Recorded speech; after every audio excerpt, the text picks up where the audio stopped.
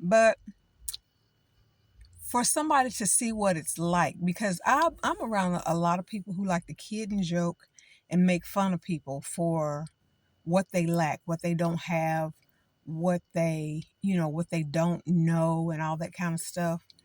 And the funny part is that they don't know. They don't know that that's rude to make fun of people that might have a disability, or a temporary disability, or whatever. People make fun of people, they joke.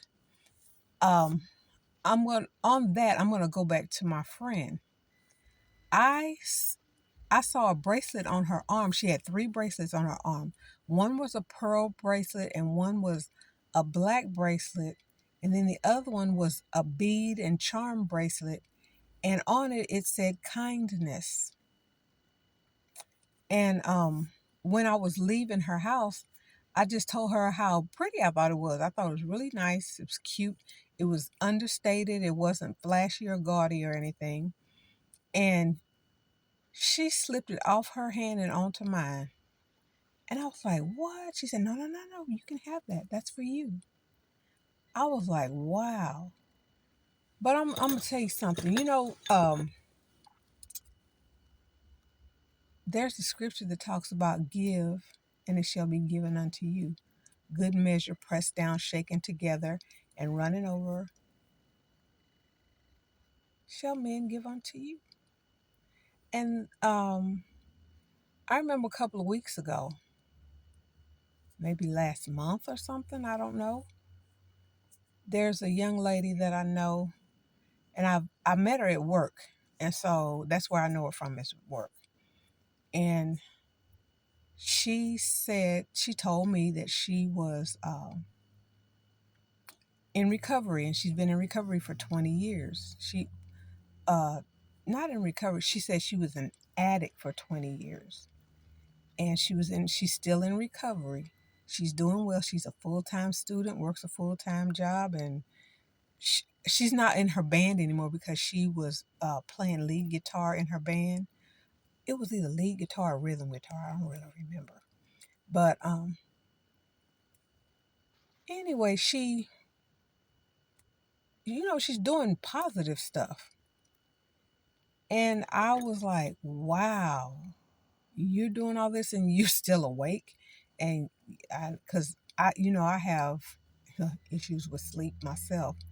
And she was, sometimes she looks like, oh man, I could really use a nap. And I know how that feels. So anyway, uh, talking to her and learning things about her and being very proud of her as a human being, because we be taking on a lot of stuff sometimes that people don't know about, and they expect you to be on top of it all at all times. A lot of times people can't read you. They can't read the room. The room is saying, leave her alone. She's tired. You don't understand. You can't see that. This person is beat down. So anyway, I was at a $1.25 store, and I went there, and I got out of the car, and I heard, hey, God, mama. And I said, where you at? I'm coming. I'm coming. I knew it was my goddaughter. So I got out of the car, and we went into the $1.25 store because I had just come out of it, and I went back in with her. And we were looking for Band-Aids and something to drink because she was getting ready to get on the road.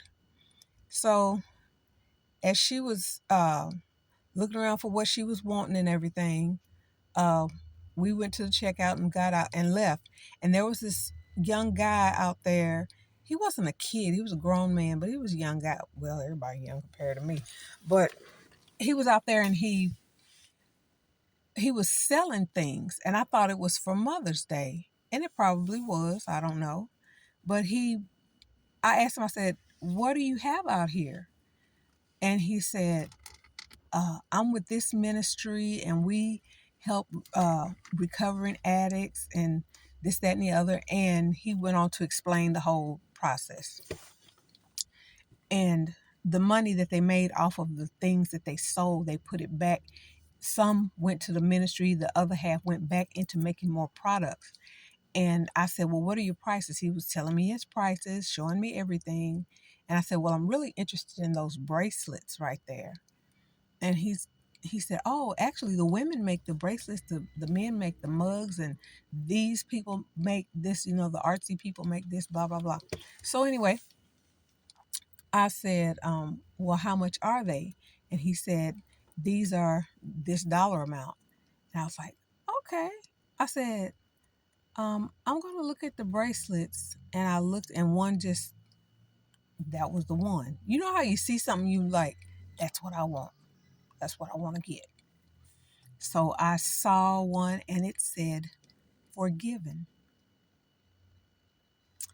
And the guy was asking me questions about my friend. She's a friend from work. She's a really sweet young lady. And I was, telling him about her recovery and stuff. And he said that he was an addict for 14 years. And I was like, wow. And and I told him that I'm buying it for her. I just felt compelled to buy her something. So she, so anyway, I was telling about her and he was telling me his story. And then he said, well, when you give that to her, tell her that I'm proud of her. I said, I sure will. I said, and I want you to know that I'm proud of you.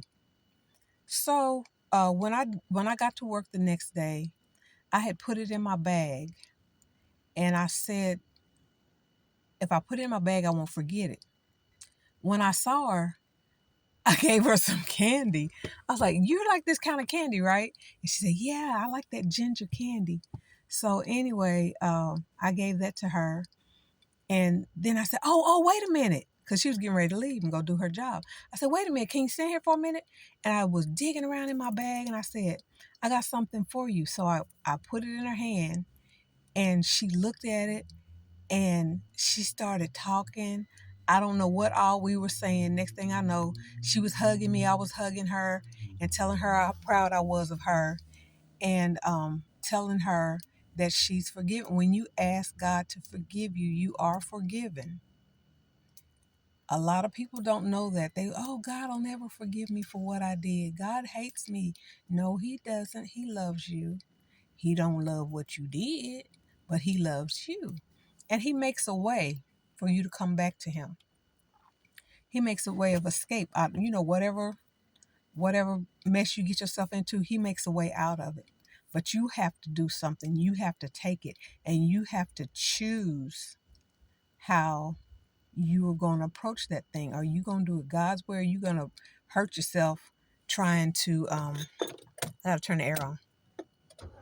Or are you going to hurt yourself, knock yourself out, trying to do it your way, trying to do it on your own, when God's way is so much easier?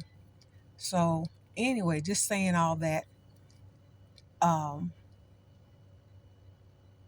I sowed that into her life because I want her to know that she's forgiven. Every time she looks at it, she will know that she's forgiven, or she'll be able to think about it, because we doubt ourselves all the time. Oh, God didn't forgive me for that. That was just too ugly. That was too awful. Oh, he forgives so much. He forgives so much. And we just have to receive it and walk in that. And a lot of times we have to repent because you can't just stay in that. You can't stay in your mess. Repentance means turn around and go in the other direction. It doesn't mean stay in the mess. It means go in the other direction, the opposite direction. Don't walk toward the mess. Walk away from the mess. So anyway, because I feel like because I sowed, I received. I received. Oh, oh, God just he'll blow your mind. He just does so much more than what you expect.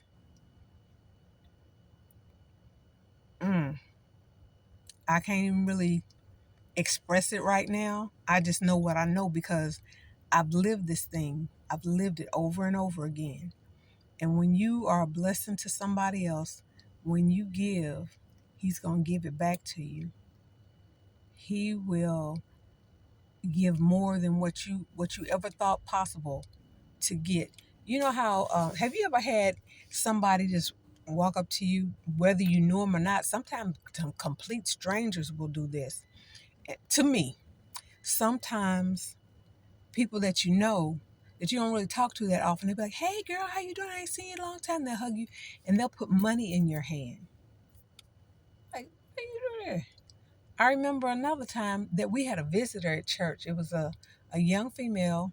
She came to church, and she was sitting close to me, and I don't know what was going on. I think we were singing a song or something like that, just praising God.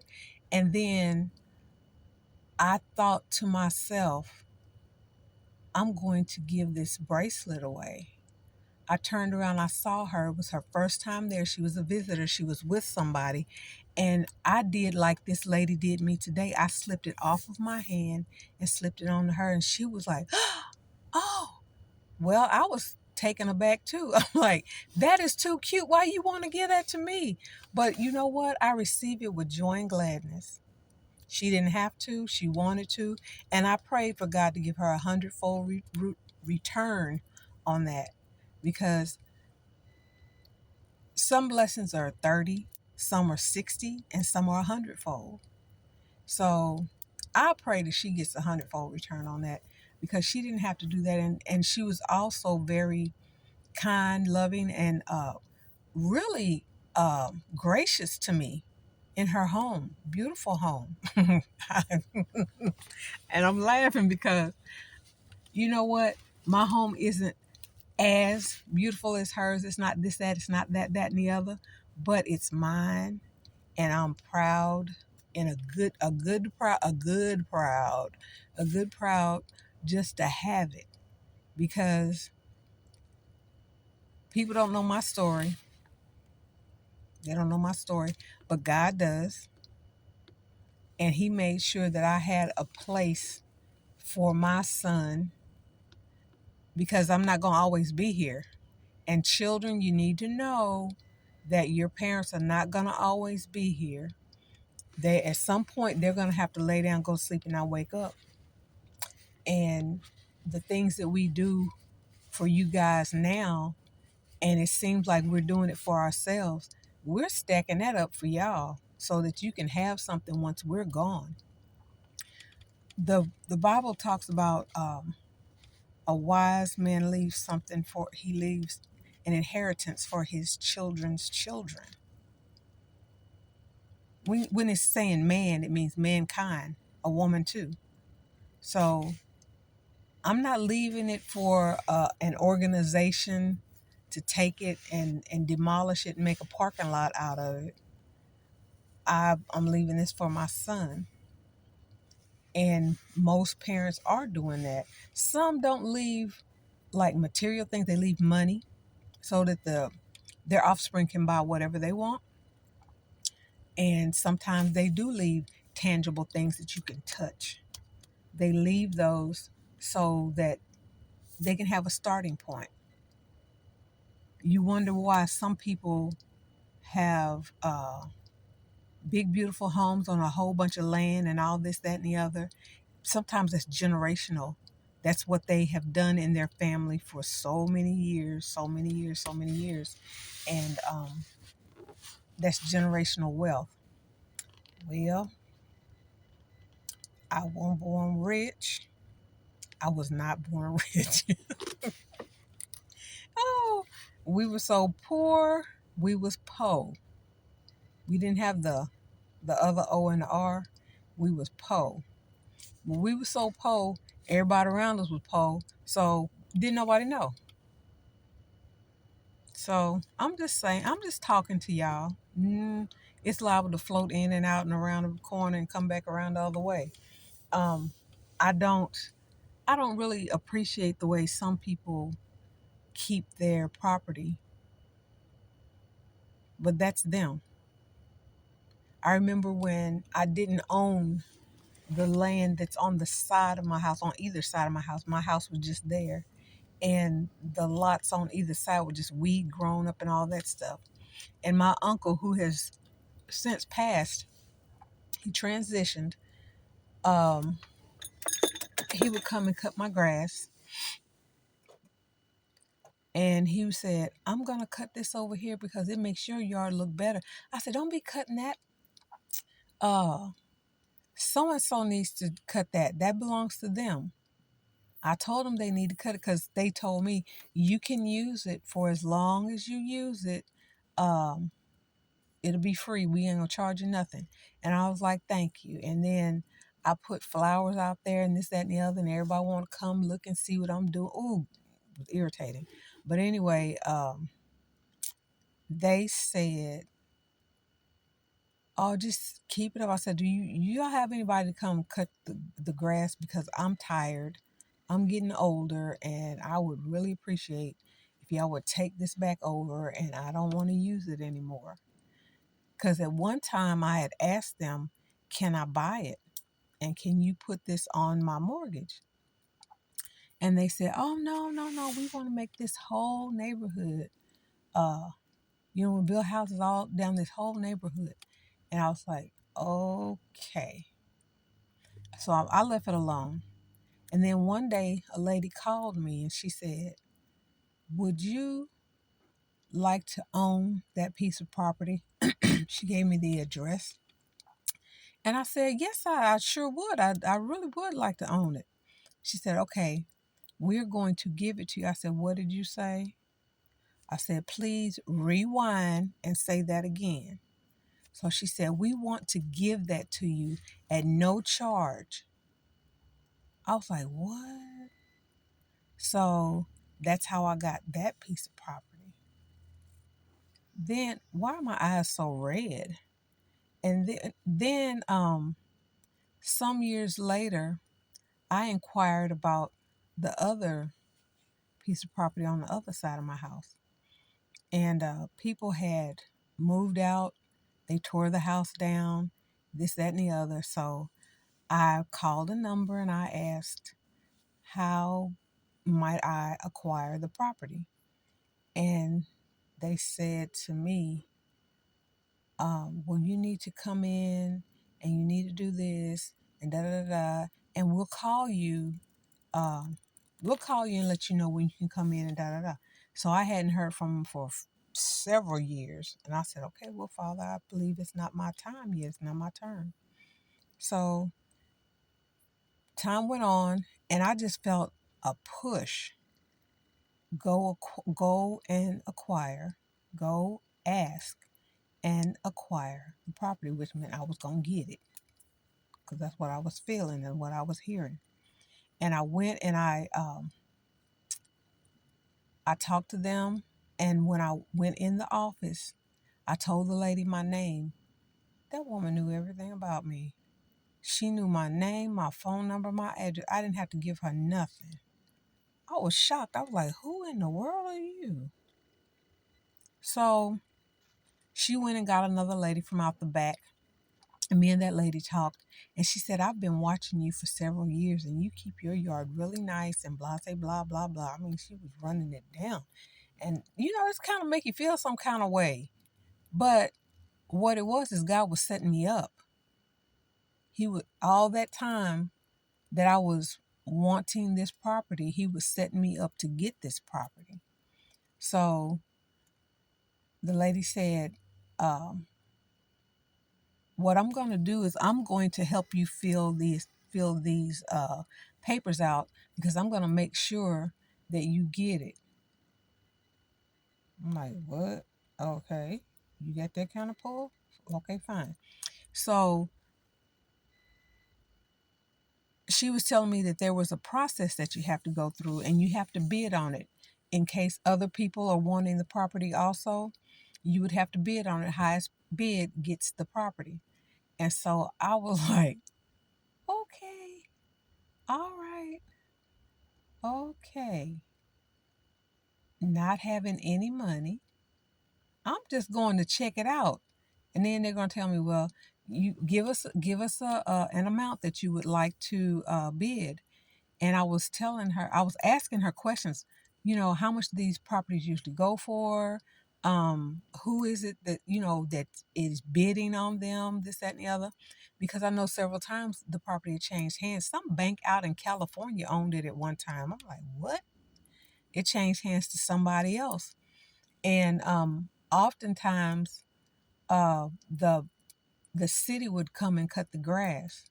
But before then, it was me and my uncle taking care of that. And I was like, well, can I have it? Because we've been taking care of it, you know? Like there's some kind of title or name where you can, and it's not squatters and it's not homesteaders. It could be homesteaders, but I don't know. But if you take care of something for so long, you can claim rights to it. So anyway, regardless, I um I I did what was required of me, and I thought, well, I'm going to bid $35. Where did that number come from? $35. So when they were out of town a lot, I would keep calling back, keep calling back. Oh, the people that are in charge of this and the people that are talking about bidding on all this stuff, they're out of town on business and XYZ and some more stuff they were saying. So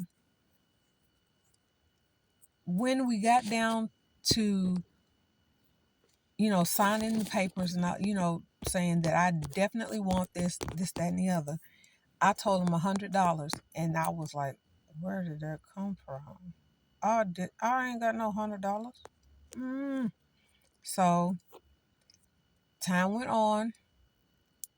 The people were out of town again, this, that, and the other. And so she called me and she said, I think I still have it on my phone.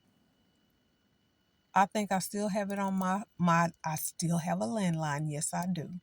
And I think I still have that on my landline where she's saying, you need to come in so we can sell you some property. Before I went through all of that, I got in the car, jumped in the back seat of my pastor and his wife's car. I said, can I talk to y'all? And he was like, yeah, what's going on? I told him what was going on. They prayed for me, and everything they prayed came to pass. I promise you, I don't have no reason to lie to you. Everything that they prayed came to pass. The fact that me and the lady had something in common, doesn't matter what it is, we had something in common, that I would have favor with them and that it would be an easy process. And to tell you the truth, my friend from Texas, she sent me a money order for the exact amount of money that I needed. I didn't ask her for that money. She said, I was going to send you a personal check, but I feel like you would have torn it up. I said I would have. So I got, I had the money. I told her, I got the money, or why did you send that to me? Because I want you to have it, da da da da da da da da da, yeah, and you gonna use it. Ooh, okay, thank you. Thank you, I love you. So another lady at church, she has transitioned not too long ago. Whew.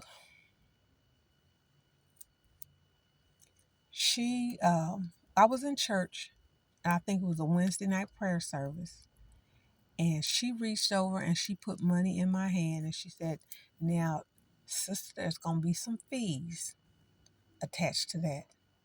So I'm going to give you this so you can pay your fees. And I'm like, yes, ma'am. Okay. Yes, thank you so much. Hugged her and everything. And I was like, God, what are you doing? What are you doing? He was setting me up. And I love it when God sets me up like that. So I'm going on and minding my business. I was waving at my neighbor over there. I was going on minding my business. And when it came time to go down there and pay for everything, one of the offices that I went to, they said, "Oh, we're gonna waive the fees." We're going to waive the fees. You're not going to owe anything. And I was like, thank you so much. Then the next office I went to, I think they charged $10. I was like, what? I'm sitting up there looking straight crazy. I'm like, wow. But it just, you treat people well. You sow your seeds, regardless of what people say about you and talk about you. Because some people, you give them something, you give them a gift, they be like, I didn't ask for that. I know you didn't ask for it, but I wanted you to have something. I want to be a blessing to you. Oh, I don't need that, baby. You ain't gonna block my blessings, because you know what I'm gonna do? I'm gonna take that same gift and I'm gonna find somebody else and I'm gonna give it to them, and then I will get the blessing that's attached to it. A lot of people just don't understand, and they don't know. They're unlearned. There's a lot of things, a lot of principles, spiritual principles in the Bible that you can use to be a blessing to other people and be blessed in return. And I don't do it to be blessed in return. I like to see joy on people's faces. Some of the older ladies that they may be on a fixed income and they don't have a lot of extras for stuff. I like to go hygiene shopping for them, because if they got the things that they need, little sprays and little soaps and this, that, and the other, whatever, then they don't have to spend money on that, and they can go get something else that they might desire to have, need, or want. But I know what? I'll give something to somebody and I get hugs, and I love hugs. Yes, I do. Especially from my friends. I love hugs. I love hugs from my mama's friends. Some of my mama's friends are still living. Yeah, they are. Some people that have known my mama for years, they still living. And if I give them anything, they're like, oh, baby. And I laugh because, oh, I'm old. But I appreciate it. I appreciate those hugs. I appreciate the gratitude and all of that goes along with it. So I'll try to think of something else to talk to y'all about. This is my what is today? This is Wednesday. This is my Wednesday evening talk to y'all. So this is 32. This is, look, y'all. We done broke a streak. My videos were like under 10 minutes, and now I'm 32 and 54 seconds. Okay, and it's ticking. It's still ticking. Well, I don't know if y'all wanted to listen to all that or if you had time to, but I appreciate you for viewing it. I appreciate you for liking it. I appreciate you for sharing it. I appreciate you for subscribing to my channel. It's free, y'all. It's free. So, I think that might do it. And I want you all to have a blessed, wonderful, prosperous evening and the rest of the week. I'll probably see y'all on Saturday, though. I might see y'all on Saturday. I gotta get up early again tomorrow. Oh Lord, I gotta get up early and go to the doctor. I don't wanna go. I don't wanna go. But I'm gonna go. I sure am. So you all be blessed and be happy and know that you are loved and you are cared for. Okay? Have a wonderful evening. Be blessed. Stay safe. Love you. Bye bye.